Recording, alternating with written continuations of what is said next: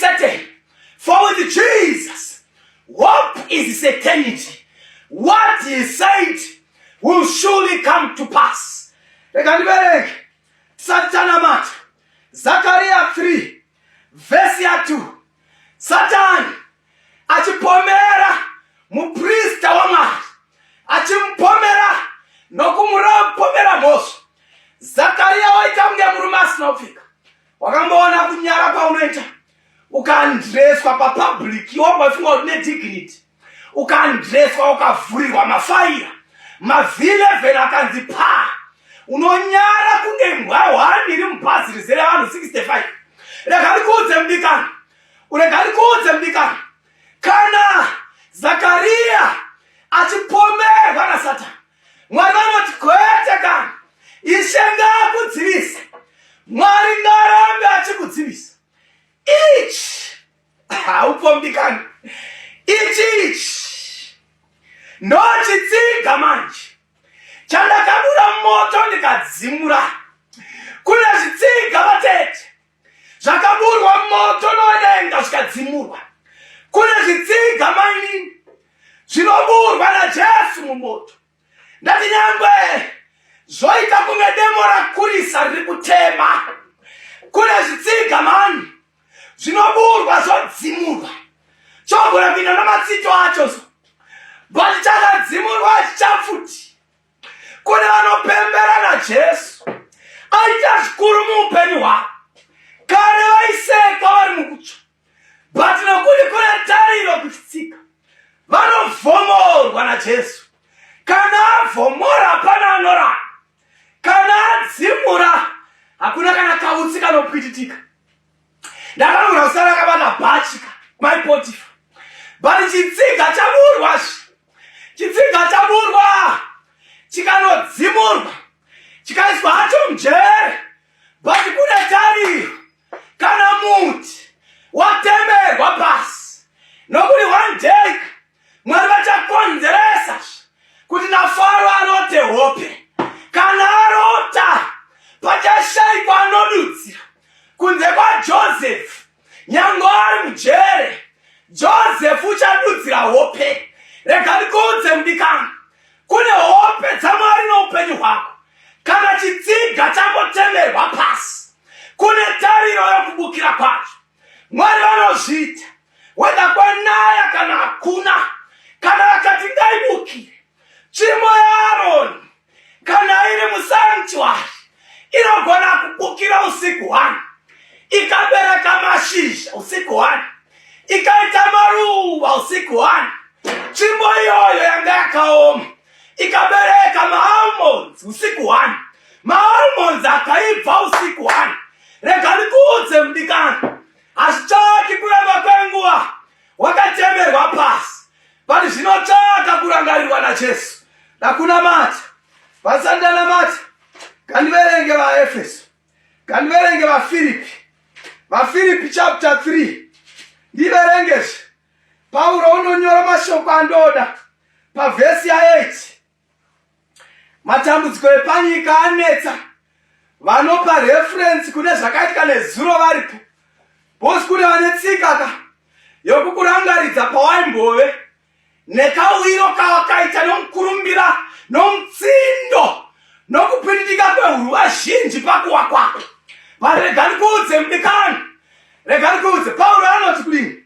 Pavhesi ya8. Homwe ishuwa.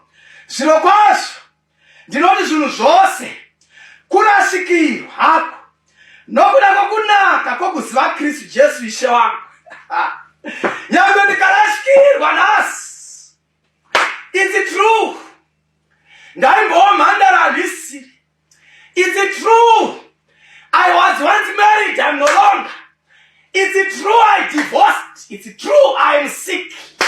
It's true the virus is in my body. It's true. I'm now a nobody in the society. It's true. Ndakadona mari handichina. It's true. Basa rakapera hongu. Zvinhu zvose ndozigamuchira nokuda kwaKristu. Ndozigamuchira nokuda kwaKristu. But anoti kudini Paul? Anoti ishuwa izvi. Kristu Tuka ndiye wanongoimba na ishe wangu. Ndakarashikirwa nezvinhu zvose nokuda kwake. Ndikazvidza marara kuti ndiwane Kristu. Saka chondoita chi? Handisi kuti ndachibata, but ndinovarira kunharidzana. Ndiri kuvavarira kunharidzana. Pane kwandiri kuinda mhani. Nyangwe nyika ikandiseka, ikanipa mazita nemacircumstances. That failure, the useless. Ukaudzwa malesi ose. Useless, valueless, and all the lesses. But handisi kuti ndachibata. Ndogona kunge ndisina nhasi. But chandinoita, I strive towards the goal.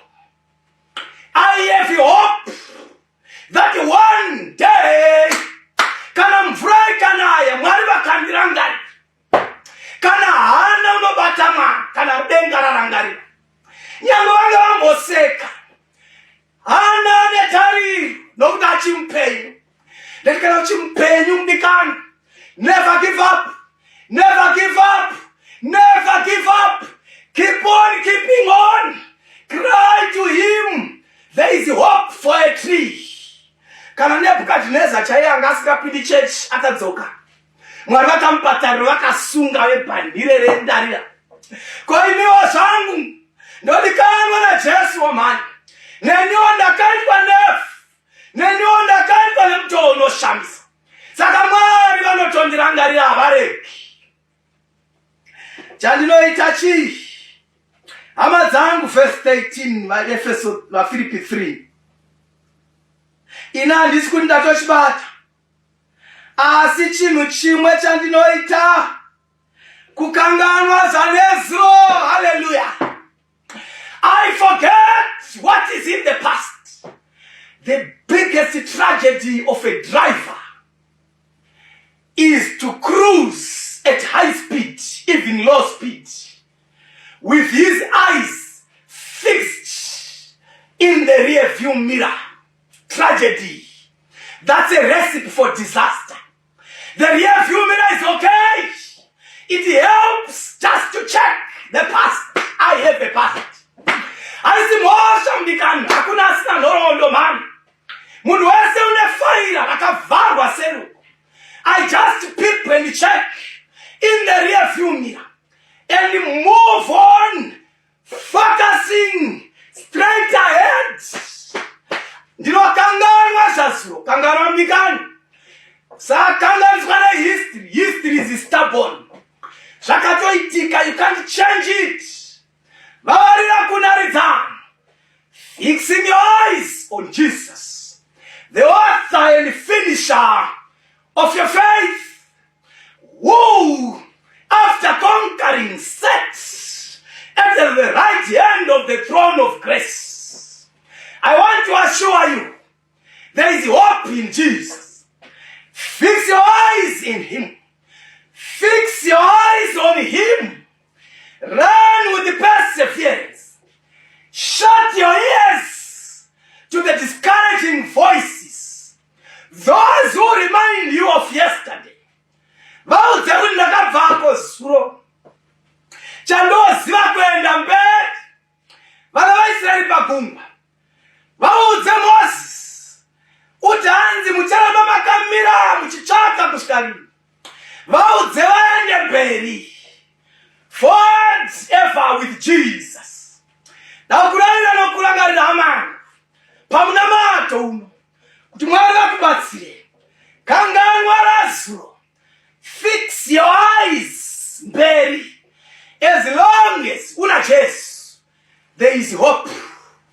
For a stamp in the soil, kana mvura ikanaya, chinobukira. Unobukira na Jesu. Mashizha achabukira na Jesu. Uchabukira na Jesu. Ndati matavi achabukira na Jesu. Pane tariro, pamuti, nyango ukatemerwa pasi, uchabukazve. Kana uchimpenyo, uchafema. Pane tariro,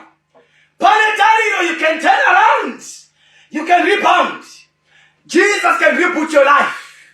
I'm praying with you that Jesus helps you to focus and rejuvenate. Man, if it is your desire, I'm praying with you. Baba vari kudenga nokutendai. Tafanana nezvitsika panyika. Zvakatemerwa pasi navakatemerwa.